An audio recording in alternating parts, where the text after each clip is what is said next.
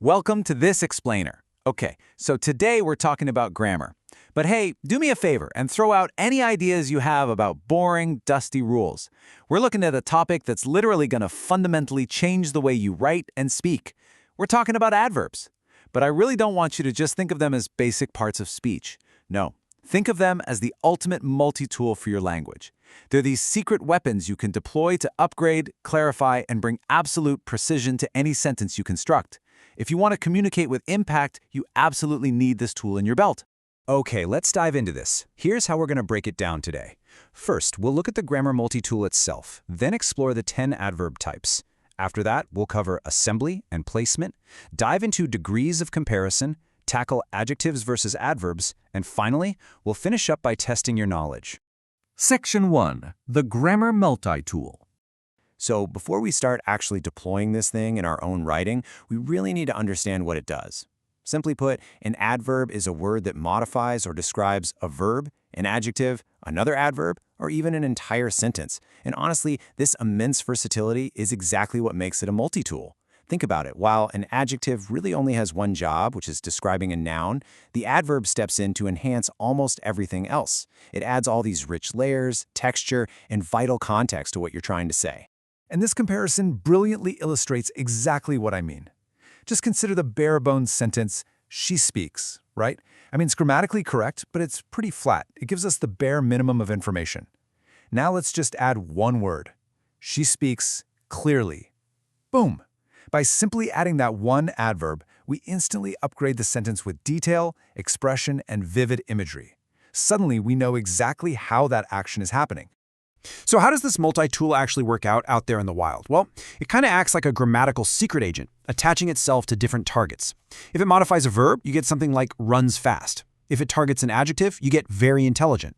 It can even modify a fellow adverb, like very quickly. And honestly, this is my personal favorite. It can modify an entire sentence to set the mood right from the jump, like, fortunately, nobody was injured. That is literally one tool doing 4 incredibly different jobs. Section 2. The 10 adverb types. Now look, hearing that there are 10 different types might sound a bit overwhelming at first, but don't worry. We can easily group and decode them just by looking at the specific practical questions they answer for the reader. So if you're ever wondering if a word is acting as an adverb, just hit it with these rapid-fire questions. Does it tell me how, when, where, how often, to what extent, or why? If a word is answering one of those critical questions, then congratulations, you've definitely spotted an adverb doing its job.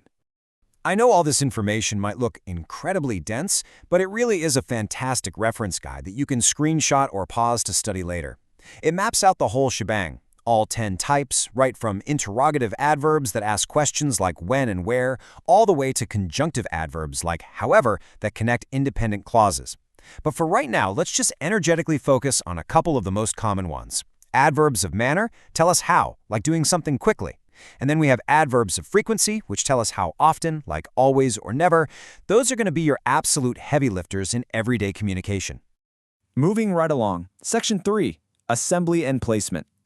Now that we actually know what these words are and the questions they answer, let's look at the actual mechanics of building them.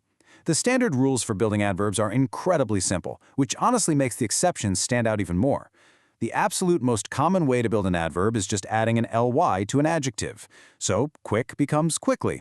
If it ends in a y, like easy, you just swap it for an I and add ly to get easily. But then, well, then we have the irregular adverbs, the rebels.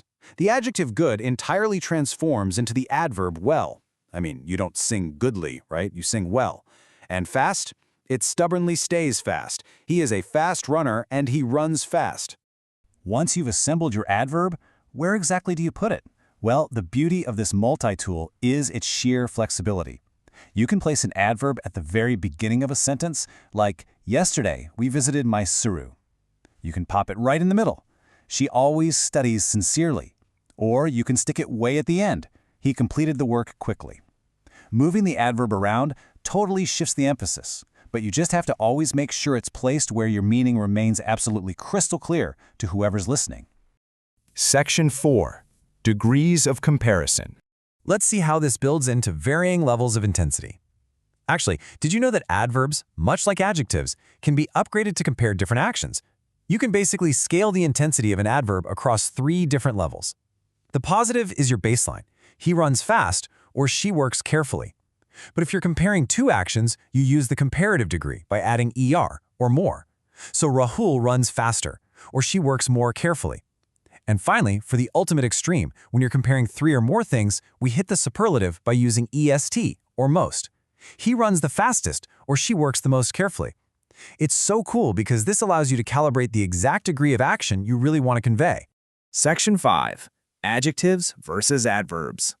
Okay, it is time to tackle the most common grammar trap out there. Because they're both descriptive words, people mix them up constantly, but we're going to fix that right now. Here is the crucial difference.